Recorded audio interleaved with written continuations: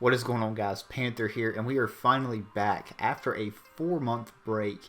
This is our first Gen 8 draft video, and no better way to start it off with our APA main Season 6 draft analysis. So if you caught the stream today, you've already seen the team. You've already seen the 20 coaches that we have in our lineup here for this season. And yeah, I'm really excited about it. We have some top-level competition. We ended up finishing last season in APA main, making playoffs, first-round playoff exit, though, against Gator. So, of course, not where we wanted to finish, but we're back this season, and hopefully we're able to finish in the top 10 to make playoffs and then make a good run for that championship here in our first Gen 8 league. So, we, as you can see, are in draft pool 2. There are 2 draft pools here, so there's going to be some duplicate mons throughout the season that you will most likely see. But we picked 7th.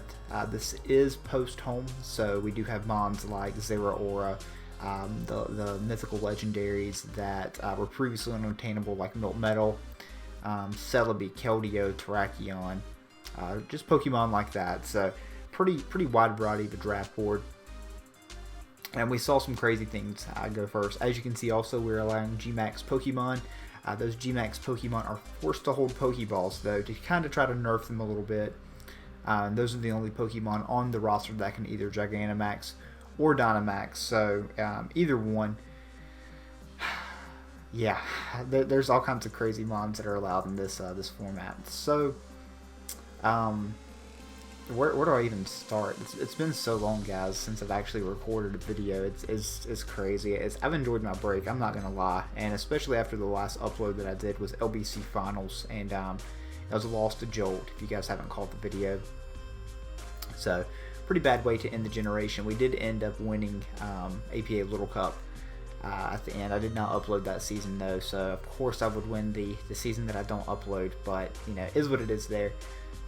But yeah, let's just go ahead and dive into this. I'm excited about my team here this season. It's a lot of new mons that I have not used before, some old favorites that you will definitely see if you've kept up with me over the seasons in APA. But my team's definitely pretty offensive here this season, which is a lot different than what I'm used to, because if you know me, I'm usually building balanced. I like to have a pretty balanced team that can switch in on everything.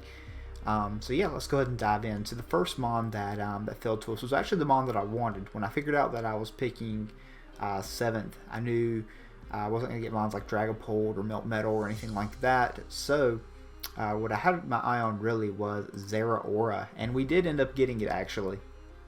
So really excited for this mon in the Gen 8 meta.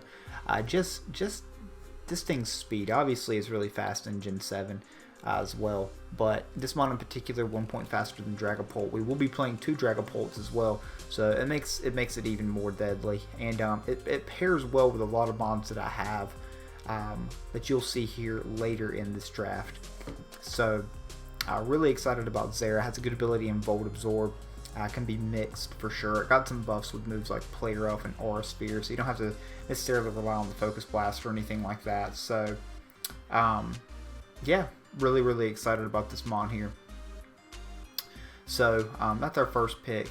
Another 10 to go. So we had another few picks, some other players before we were coming back up. And I didn't necessarily plan on getting this Pokemon, but it fell to me, and I could not resist taking it. I definitely think it is a round 1 pick this generation. It's just such a good and reliable mon. So I went ahead and spent some free points and picked up Excadrill.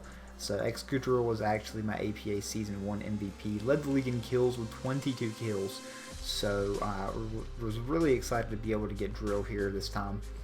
So yeah, what can really be said about Excadrill? This mon obviously is a huge breaker. Got the rapid spin buff, of course, 135 attack, 88 speed, so solid there, and really good offensive typing with steel and ground. So yeah, really excited about Drill. Gets access to Stealth Rocks, can set up with SD, and obviously gets 2 really good abilities in Mold Breaker and Sand Rush as well. So we'll have to see if we're able to pick up a Sand Setter here in this draft. So after Excadrill here, we had some time before we were back up, obviously, and you can see our draft pool is pretty stacked player-wise. We have a lot of playoff coaches from last season. We have the new coaches here with like Mono and Mowit and Jam. So a little while before we were back up to pick again. But there was one mon in particular that I wanted to go ahead and shore up on my team that I really felt like was a steal down there in Tier 3. And I thought it was either first or second, one of the best 2 Pokemon in Tier 3. Rotom-Heat was Tier 3. That mon probably should not have been there, especially with its buffs that it got with like Nasty Plot and then Boots just in general. But also Obstagoon was down there. And this is the mon that I'm really excited for because this thing just hits so hard. Has a lot of great coverage moves. Really good speed stat as well this generation with 95 speed. Obviously Guts, so Guts Facade just hits so hard. Good dual stab. Retains knockoff, so really good there on that. Access to moves like Parting Shot. Can set up with Bulk Up. I just really felt this mon was a steal there in Tier 3. And I just really wanted to really put some offensive presence here on my team with mons like Zeraora and Obstagoon. I really feel like these mons all together are just going to be able to break things so much. So I've got some really good physical breakers. I've got a status absorber, like a Will-O-Wisp absorber here with Obstagoon because nothing wants to really take a Guts boosted Facade. Even if you have like a Ghost type, obviously I can click Knockoff and there goes your Ghost.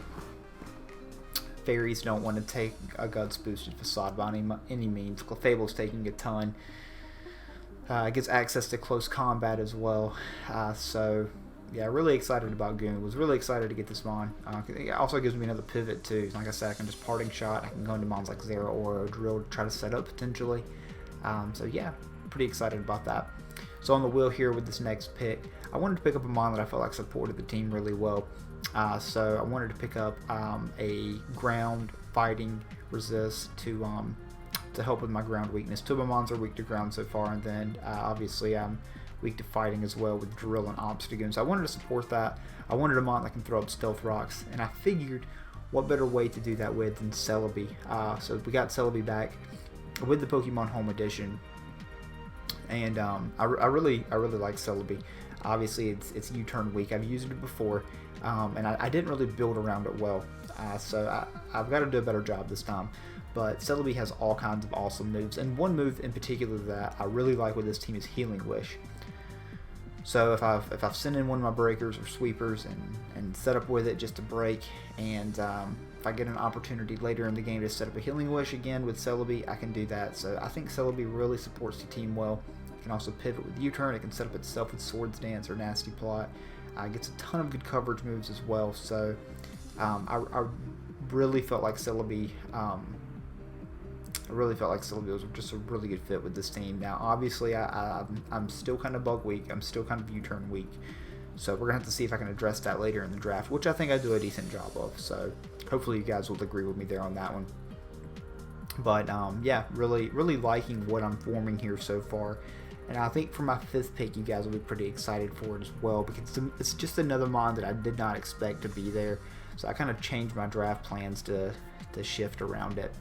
So obviously that was my wheel pick. Now we're going back up. So lots of picks before me. We get back to me and I'm like, oh man, there's a tier 1 mon there that really shouldn't be. I'm going to have to take it. And that mon is Dracovish. So obviously Dracovish is just a huge breaker again. And now you're looking at my team and it's like, good God, what really wants to switch in? Who wants to take a hit from Drill? Who wants to take a hit from Dracovish? Who wants to take a hit from Obstagoon? While Celebi and Zeraora just pivot all around.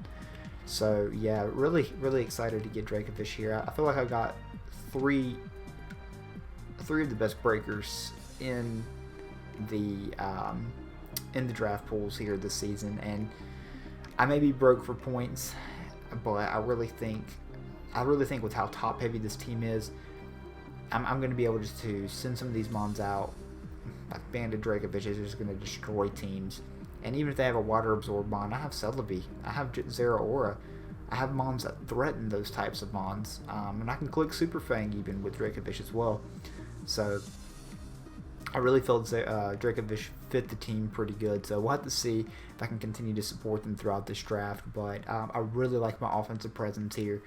We'll have to see how it goes. Like I said, it's a whole lot different of a play style than what I'm used to. I'm used to a lot more defensive builds, so this is going to force me to play more offensively, We do have a solution to the timer. I'm sure a lot of you guys know about the timer. We're doing what WB is doing with the LAN timer. So we're going to get the 10-minute chess timer, basically.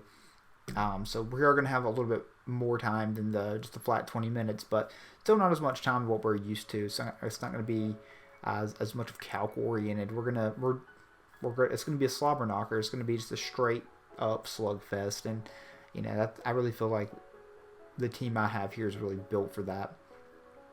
So we have Dracovish, not the fastest mon, base 75 speed, but Vicious Rend and Strong Draw give it a 225 base power move.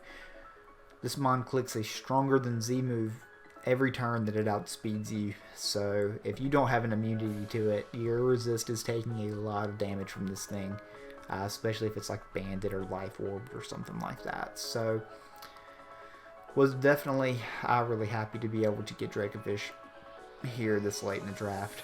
So down here at pick 5, one on my wheel again, and we decide to go ahead and dip down into tier 5. And you may be asking, dipping down into tier 5 already? But the reason why I did this is I really felt like Rotom was the best tier 5 mon, period. And I didn't think it was going to be there on my way back for the next wheel, and I was right. I did snipe someone of this, but this mon in particular, with heavy duty boots, it is post Pokemon home, so I'm getting access to defog, give me some hazard removal that's not Excadrill. It gets pain split back, and then it's just another mon that can pivot around. Good ice resist too for my team. I don't have an ice resist so far. My water doesn't resist ice. My steel doesn't resist ice. I wanted Rotom-Heat to be able to take those ice type hits, because I don't have a fire type yet either. So I will see if I can address the fire type a little bit later, but I felt like Rotom-Heat was not Heat, I wish. I felt like Rotom Frost was the best mod available at that time. So again, going through the motion here, waiting for the other 13, 12 picks, whatever it is, before I'm up again, and it finally comes back to us, and we're able to get Qwilfish. So double dipping here with our water types, but I'm always a big fan of grounded poison types, and I do like T-Spikes. And I especially like T-Spikes and Spikes on offense. So we do have Qwilfish, adds another ground weakness, of course, but we do have a ground immunity now with Rotom, and our resistance Celebi. Gives us another fighting resist and gives us a bug resist, importantly, as well. So this thing can switch in on U-turn, of course, get the Intimidate drop, and potentially if I have Rocky Helmet up, I can do some chip, make them pay for that U-turn as well. So was a big fan of adding Qwilfish here to the draft, of course. A lot of cool utility moves: Taunt, Destiny Bond. Obviously not a huge offensive presence with base like 55 special attack or something. I think it's like 85 attack, but I guess it does get Swift Swim, so I can counter some rain, I guess, if need be. But Qwilfish, I think, is a good, solid tier 4 Pokemon. I don't have a defensive water type that has water absorb for opposing Dracovish, but at least I have one of them off the table. So that's a big plus, at least. So I think it allowed me to go Qwilfish and check some other things, like Melmetal and things like that. So I do play some Melmetals here this season, so we'll have to see if I'm able to bring Qwilfish and use it effectively against those or not. So my next pick here is obviously going to be more low picks, and it is Flareon. So I wanted to go ahead and try to wrap up my tier 5s. I did take 3 tier 1s, so I knew I was going to be pretty forced to take a lot of tier 5s.